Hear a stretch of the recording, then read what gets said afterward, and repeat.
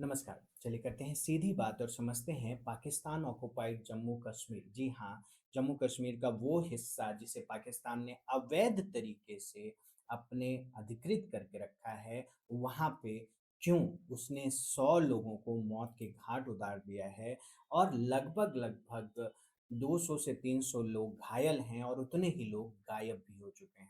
तो पाकिस्तान अधिकृत जम्मू कश्मीर जो कि भारत का एक अभिन्न अंग है, अभिन्न हिस्सा है, वहाँ पे ये जो संघर्ष है, वो शुरू हुआ था इसलिए क्योंकि वहाँ के लोगों को जो अधिकार थे, वो नहीं मिल रहे थे, जो बेसिक नेसेसिटीज़ थी, वो नहीं मिल रही थी। लेकिन उनसे बड़ा एक मुद्दा और था, 27 जुलाई को पाकिस्तान की सरकार वहाँ पे चुनाव कराना चाहती है और उसके लिए वहाँ पे उसने 14,000 से अधिक पुलिस और सुरक्षा कर्मियों को तैनात किया है।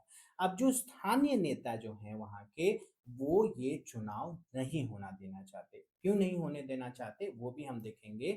लेकिन स्थानीय नेता और कार्यकर्ताओं को जो है, वो प्रदर्शन ना कर सके, इसलिए वहाँ पे शूट एट साइट देखते ही गोली चलाने का आदेश दिया गया है। अच्छा, अब इसमें समझिए कि जो की प्लेयर हैं यहाँ पे कौन है, तो वो हैं JAC, joint army action committee.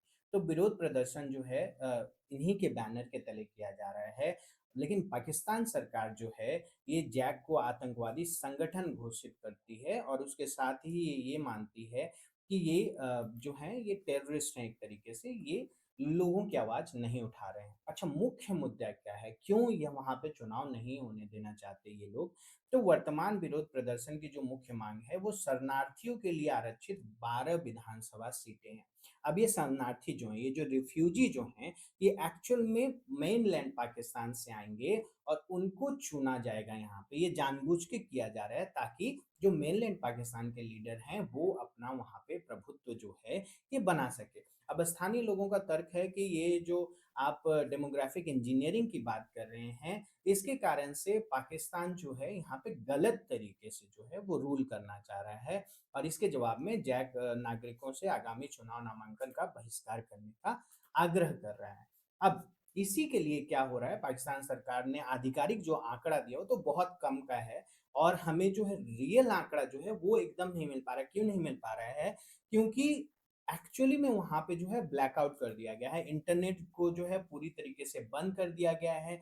कुछ-कुछ जो रिपोर्ट्स आ रही हैं उसके हिसाब से ये है कि 200 से 500 के बीच में व्यक्तियों को पुलिस द्वारा हिरासत में लिया गया है या जबरन गायब कर दिया गया। अब ये बिल्कुल उसी तरीके से जैसा पाकिस्तान बलूचिस्तान में करती है, जैसा पाकिस्तान खैबर पख्तूनख्वा में करती है, तो ये सिमिलर जो है सॉर्ट ऑफ ऑपरेशन दिखाई दे रहा है और ये पूरी जानकारी जो है ये लीक ना हो पाए इसके लिए मैंने आपको पहले बताया कि इंटरनेट ब्लैकआउट भी लागू कर दिया गया है और स्थानीय नेता जो हैं वहाँ पे वो अ, किसी भी तरीके की कोई बात भी नहीं कर पा रहे और सबसे बड़ी हताशा की बात ये है कि जो विदेशी मीडिया हर समय यूक्रेन और रशिया में युद्ध हो रहा है तो ऐसा हो रहा है, ईरान इज़राइल और अमेरिका में युद्ध हो रहा है तो ऐसा हो रहा है, इज़राइल और हमास में युद्ध हो रहा है तो ऐसा हो रहा है, ये दिखाने में कहीं पीछे नहीं हटता है। और यहाँ पे जब मानवाधिकार का उल्लंघन हो रहा है, यहाँ पे जब लोगों को गायब कर दिया जा रहा है, तो वो विदेशी मीडिया जो प्रधानमंत्री मोदी को रोक कर कहती है कि आप जवाब क्यों नहीं देते, आप प्रेस से बात क्यों नहीं करते, आप पाकिस्तान से क्यों नहीं वो जवाब माँगते। वो पाकिस्तान जिसे आज हर तरीके से जो है अमेरिका सपोर्ट करता है, वो ये खुल के बोलता है कि एक मजबूत पाकिस्तान, मजबूत अमेरिका के लिए बहुत ज़रूरी है। तो इस चीज़ को कहीं न कहीं ध्यान में देना बहुत ज़्यादा ज़रूरी है और ऐतिहासिक रूप से पाकिस्तानी प्रतिष्ठान के भारत के खिलाफ आतंकी गतिविधियों के लिए भी अगर आप देखोगे, तो भारत ने जितने भी हाल ही में एयर स्ट्राइक्स वगैरह किए थे, वो सब ये पीओजेके में ही किए, पाकिस्तान ऑक्युपाइड जम्मू कश्मीर क्योंकि वहाँ पे ही पाकिस्तान जो है टेररिस्ट कैंप लगाता है। और इसी कारण से क्योंकि आप टेररिस्ट कैंप लगा रहे हो तो वहाँ पे जो है, वो जो गरीबी है आप वहाँ पे हटाओगे नहीं, वहाँ पे इंफ्रास्ट्रक्चर आप अच्छा बनाओगे नहीं, वहाँ के लोगों को जो है आप दरकिनार करके रखोगे, वहाँ पे आप विकास नहीं करोगे।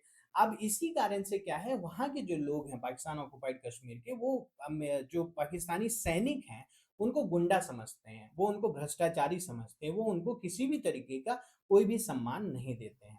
अच्छा, इसके साथ में ये देखिए कि पाकिस्तान सरकार जो है वो दावा कर रही है कि ये जो विरोध प्रदर्शन है ये आतंकवादी कार्य हैं क्योंकि जो प्रदर्शनकारी हैं उनके पास में शॉटगन भी है, उनके पास में विस्फोटक उपकरण भी हैं और परिणाम स्वरूप पाकिस्तान भी उसी तरीके से इसको टैकल कर रहा है। रक्षा विशेषज्ञ जो हैं वो ध्यान देते हैं कि पाकिस्तान ऑक्युपाइड जम्मू कश्मीर स्थिति कई क्षेत्रों में फैली सरकार विरोधी प्रतिरोध की एक व्यापक लहर का हिस्सा है और जिस तरीके से बलूचिस्तान, खैबर पख्तूनख्वा में ये चीज़ें सक्रिय अलगाववाद की ओर बढ़ रही है, यहाँ पे भी चीज़ें उसी ओर बढ़ रही हैं। अब एक बहुत महत्वपूर्ण सवाल है कि क्या भारत सरकार को ओपनली पाकिस्तान ऑक्युपाइड जम्मू कश्मीर के लोगों का साथ देना चाहिए? क्योंकि हम सब मानते हैं कि वो हिस्सा भारत का अभिन्न अंग है और क्या अब वो समय आ गया है कि पाकिस्तान से उस हिस्से को वापस ले लिया जाए। क्या कहना है आपका? आप हमें ज़रूर बताइए और इसके साथ अगर आप किसी एग्ज़ाम की तैयारी कर रहे हैं या फिर अपने करियर में संघर्षरत हैं, तो लगे रहिए, ईमानदारी पूर्वक प्रयास करते रहिए, गिव अप मत करिएगा, क्योंकि आज नहीं तो कल अगर आप गिव अप नहीं करेंगे, तो आप सफल ज़रूर होंगे और अगर आप सब्सक्राइब करेंगे, तो हम फिर ज़रूर मिलेंगे। धन्यवाद।